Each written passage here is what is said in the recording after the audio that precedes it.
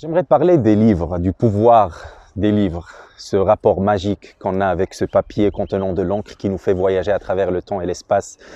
Michel Onfray, dans son livre La théorie du voyage, il parle de ce rapport qu'on a avec le papier, qui est presque charnel, sensationnel, passionnel, de vouloir plonger dans des histoires, de lire l'intériorité de quelqu'un qui n'est peut-être plus là. Il disait que le papier, il instruit les émotions, il active les sensations et il élargit les perceptions. Et j'aimerais vous parler de mon périple personnel, comment j'en suis arrivé à tomber amoureux des livres et du papier et du livresque et des histoires et de la connexion d'idées et de la créativité et l'art et comment est-ce qu'avec le langage on peut faire voyager quelqu'un. Il y a plus de 10 ans, il y a mon oncle poète qui m'a prêté un livre qui a changé radicalement le cours de mon existence. Il s'appelle Zorba le grec de Nikos Kazantzakis. Et cette histoire, elle relate l'histoire de deux hommes en fait. Le premier, c'est un homme de l'expérience qui s'appelle Zorba. Il a lu un seul livre, c'est le livre de la vie. Il est dans un rapport de corps à corps avec le monde et avec la vie et avec la terre. L'autre, c'est un homme de l'intelligence, un homme cultivé, intellectuel. Il a lu énormément de livres. Et les dialogues qui sont décrits dans ce livre-là sont complètement explosifs de sagesse et de dextérité et de style et d'esthétique que j'arrive même pas à formuler en fait. Ce livre, il a répondu à mes questionnements avant même que je les formule en tant que question. Et pourquoi est-ce que je vous raconte ça? Parce que ça parle de ce rapport avec le monde, ce rapport avec la mort.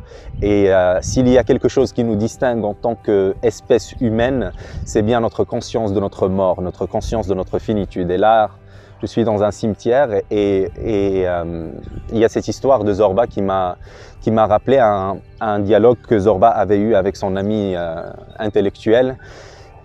Et Nikos Kazantzakis, il décrit la scène comme ça.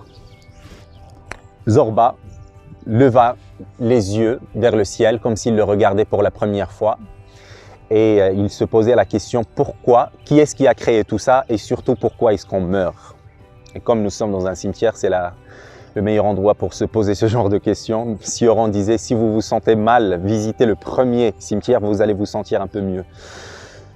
Sagesse d'un pessimiste. Mais donc ce que je voulais dire, c'est qu'à un moment donné, Zorba, il se tourne vers son ami et lui pose la question clairement. Tes livres là, les centaines, les milliers, les tonnes de livres que tu as lus, est-ce qu'ils répondent à cette question? Pourquoi est-ce qu'on meurt? Et s'ils ne répondent pas à cette question, qu'est-ce qu'ils disent, tes livres? Ce à quoi son ami a répondu. Et je vais le dire en arabe parce que mon oncle me l'a dit en arabe et cette manie de mémoriser les citations et les dires des gens qui ont pu articuler l'ineffable, je pense que je la tiens de lui. Donc son ami intellectuel lui répond « Al-kutub la taqulu shay'an ya Zorba. Al-kutub tatasa'al an hayrat al-insan alladhi la yastati'u an yujiba amma yas'al. » Donc il disait comme réponse « Les livres ne disent rien, Zorba. Les livres se posent des questions sur la confusion de l'homme qui n'arrive pas à répondre à ces questions. Les livres ne disent rien, Zorba. Les livres interrogent la sidération de l'homme qui n'arrive pas à répondre à ces interrogations. » Et je trouvais cette réponse d'une beauté, d'une poésie, d'une sagesse foudroyante. C'est le moins qu'on puisse dire. Et je pense que c'est pour ça qu'on lit des livres, c'est pour nous sentir un peu moins seuls, de se dire qu'il y a des gens avant nous qui ont pu articuler nos questionnements, nos tribulations, nos tourments. Et la lecture, c'est peut-être ça. C'est une promesse d'effacer la solitude